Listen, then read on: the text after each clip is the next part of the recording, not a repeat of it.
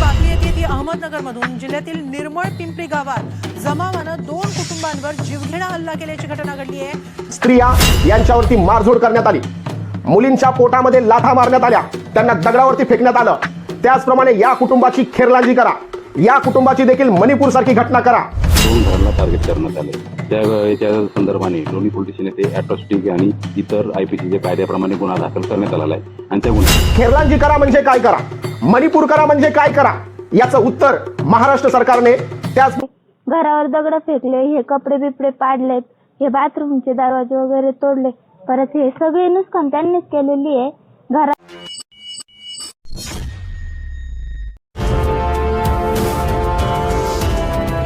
महामानव डॉक्टर बाबासाहेब आंबेडकर यांच्या महापरिनिर्वाणाच्या दिवशी म्हणजेच 6 डिसेंबर रोजी अहमदनगर जिल्ह्यामधील एका दलित कुटुंबावरती गावातील 500 ते 600 जणांच्या टोळक्यांनी हल्लाबोल चढवला.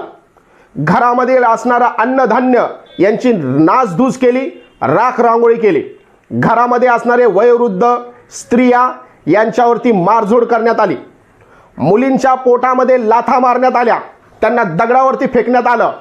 त्याचप्रमाणे या कुटुंबाची खेरलांजी करा, या कुटुंबाची देखील मणिपूर सारखी घटना करा, अशा प्रकारचं वक्तव्य ते 500 ते 600 लोकांच्या टोळीमधून करण्यात आलं. खेरलांजी करा म्हणजे काय करा, मणिपूर करा म्हणजे काय करा, याचं उत्तर महाराष्ट्र सरकारने त्याचप्रमाणे देशातील सरकारने आणि स्थानिक मंत्र्या संत्र्या आणि आमदारांनी या घटनेचं उत्तर देणं अपेक्षित आहे. नेमकी ही घटना काय आहे, कुठे घडली, कशी घडली, याचा संपूर्ण विस्तार आज आपण या व्हिडिओमध्ये घेणार आहोत. नमस्कार, मी CWC आणि आपल्या सगळ्यांचं CWC न्यूजवरती हार्दिक स्वागत. जर आपण नवीन असाल तर या चॅनलला लाईक करा, शेअर करा, कमेंट करा. तत्पूर्वी या चॅनलला सबस्क्राईब करायला मात्र विसरू नका. अहमदनगर जिल्हा, तालुका रहाटा, मुक्काम पोस्ट निर्मळ पिंपरी या गावामध्ये 15 ते 20 दिवसापूर्वी ग्रामपंचायतीची निवडणूक झाली. या ग्रामपंचायतीच्या निवडणुकीमध्ये जशी निवडणूक होती त्याच पद्धतीने झाली. मात्र सत्ताधारी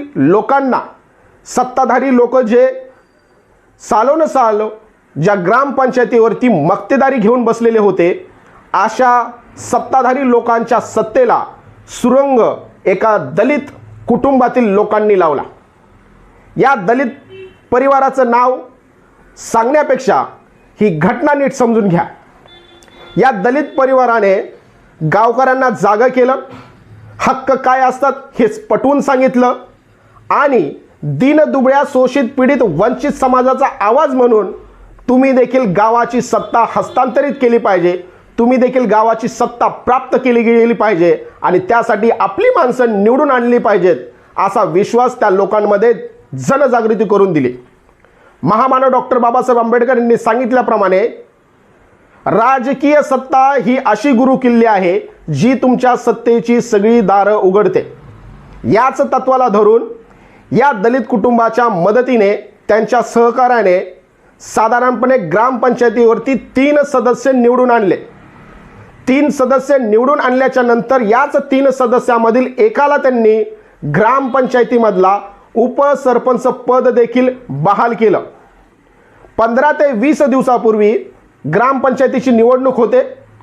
ज्या लोकांना तुम्ही आजपर्यंत आमच्या हाताखालचे समजत होते, आम्हाला येताना जाताना राम राम ठोका, येताना जाताना सलाम करा, अशी लोक जेव्हा सत्तेमध्ये बसतात, अशी लोक जेव्हा निर्णायक क्षमतामध्ये बसतात, अशी लोक जेव्हा गावच्या मुख्य प्रवाहामध्ये येण्याचा प्रयत्न केला जातो, त्याच्यानंतर मात्र कशा प्रकारची घटना घडते हे मात्र नीट समजून घ्या.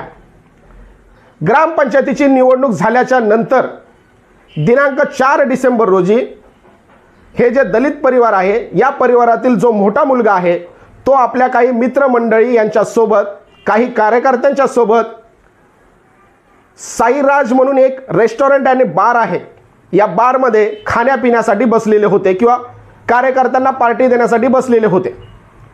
त्याच साईराज हॉटेलमध्ये याच निर्मळ पिंपरी गावामधील जे सत्ताधारी होते मात्र सध्याला पडले होते, ते देखील खाण्यापिण्यासाठी बसलेले होते. खाणं पिऊन झाल्याच्या नंतर याच हॉटेलच्या बाहेर, रेस्टॉरंट अँड बारच्या बाहेर या दलित कुटुंबातील जो मोठा मुलगा होता त्याचं आणि जे सत्ताधारी मुलं होते यांच्यासोबत वादविवाद झाला. वादविवाद झाल्याच्या नंतर त्याचं रूपांतर मारामारीमध्ये झालं, हाणामारीमध्ये झालं आणि दिनांक 4 डिसेंबर रोजी या हॉटेलच्या मालकाने सदरच्या घटना या संदर्भामध्ये पोलीस स्टेशनला कंप्लेंट देखील नोंदवलेली आहे. ही घटना घडल्याच्या नंतर दिनांक 5 डिसेंबर रोजी या गावातील ग्रामपंचायतीने एक ठराव पास केला. मित्रांनो, लक्षात घ्या की ग्रामपंचायत गावाचं भलं करण्यासाठी असतं, ना की कुणाचं घर उद्ध्वस्त करण्यासाठी असतं. गावातील ग्रामपंचायतीमध्ये नेहमी गावाच्या भल्यासाठी, गावातील प्रत्येक व्यक्तीच्या भल्यासाठी निर्णय घेण्याची क्षमता असते. मात्र या ग्रामपंचायतीने असा ठराव पास केला की ज्या लोकांनी आपली एवढ्या वर्षाची सत्ता उधळून लावली, ज्या लोकांच्या सहकार्यामुळे या ग्रामपंचायतीमधली आपली सत्ता आपल्या हातातून गेलेली आहे, म्हणून हे कुटुंब या गावातून त्यांना बेदखल करण्यात यावं. ग्रामपंचायतीने असा ठराव पास केला की त्या 2 दलित कुटुंबांना हे गाव सोडून जाण्यासाठी भाग पाडलं पाहिजे. ग्रामपंचायतीने हा ठराव घेतला म्हणजेच गावातील सगळी लोक त्या ठिकाणी उपस्थित होते. बहुसंख्य लोक उपस्थित असताना देखील अशा प्रकारचा ठराव त्या ठिकाणी कसा काय घेतला जाऊ शकतो की एखाद्या व्यक्तीला तुम्ही गाव सोडून जावा, तुम्ही दलित आहात म्हणून गाव सोडून जावा, अशा प्रकारचा ठराव त्या ठिकाणी पास झाल्याच्या नंतर त्या ग्रामपंचायतीमधील 2 कर्मचारी, त्या ग्रामपंचायतीमधील साधारणपणे 2 कर्मचारी त्या दलित कुटुंबाच्या घरामध्ये गेले. संध्याकाळची वेळ होती. त्या कुटुंबाकडे गेल्याच्या नंतर त्यांनी त्या कुटुंबाला एक संदेश दिला की तुम्ही आज संध्याकाळपर्यंत हे निर्मळ पिंपरी हे गाव सोडून जावा. या गावामध्ये तुम्ही राहू नका.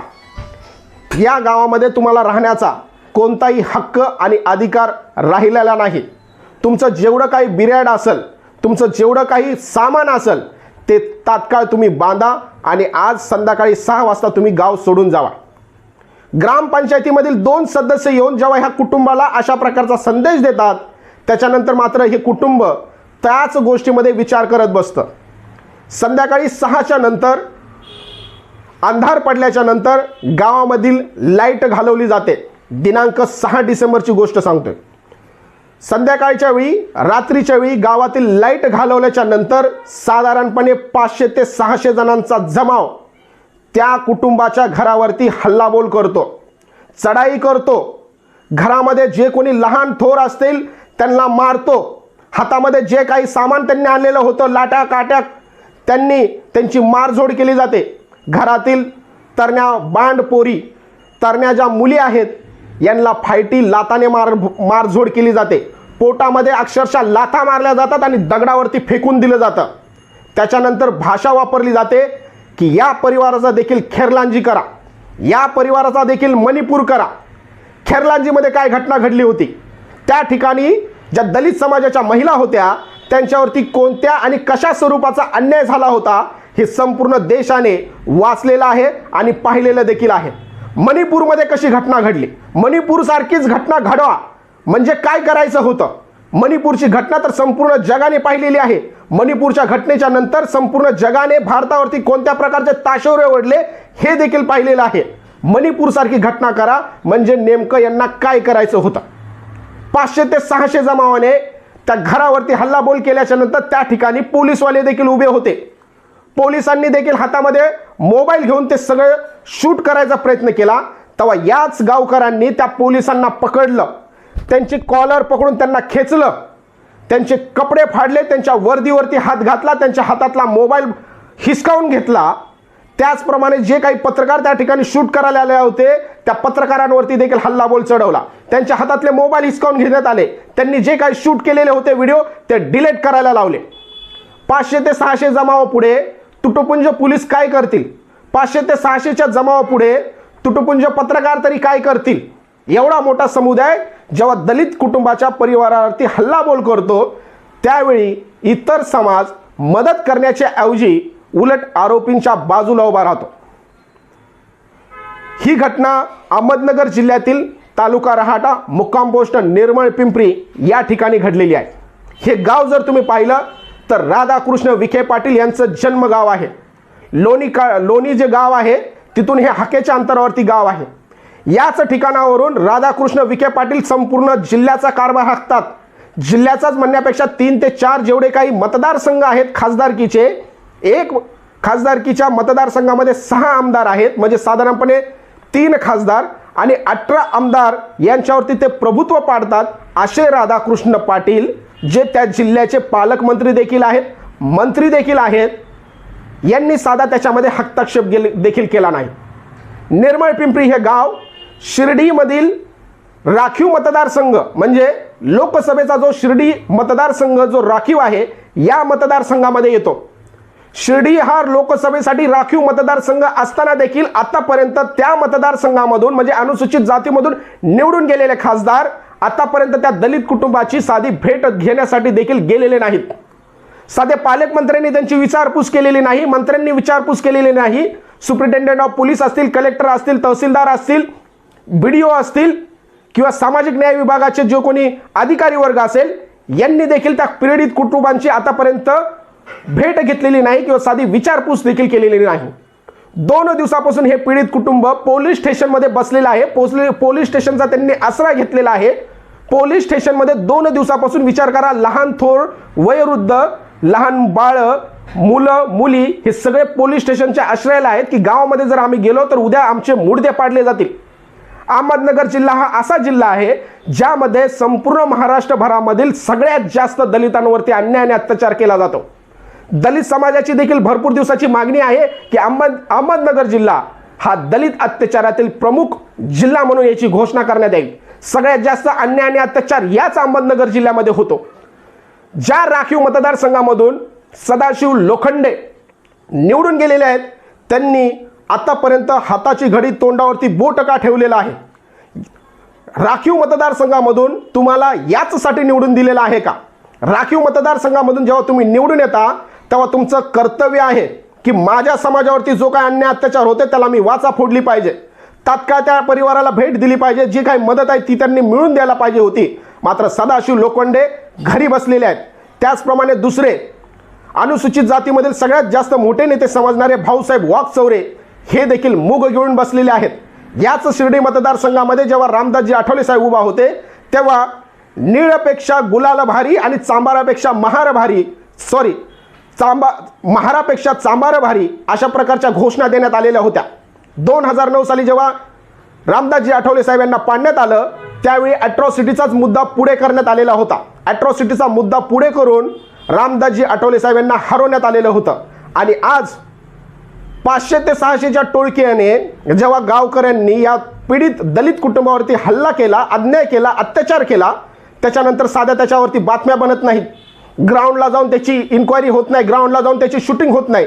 मात्र जेव्हा मोठमोठे जेव्हा खेळाडू थोडं काही झालं की त्यांच्या बातम्या दाखवल्या जातात आणि दलित परिवाराच्या कुठल्याही कशाही प्रकारच्या बातम्या न दाखवणे याच्यामध्ये देखील कुठे ना कुठे मेनस्ट्रीम देखील जातीभेद करते, मेनस्ट्रीम देखील जातीवादी आहे हे यामधून साबित होतं. थँक्यू.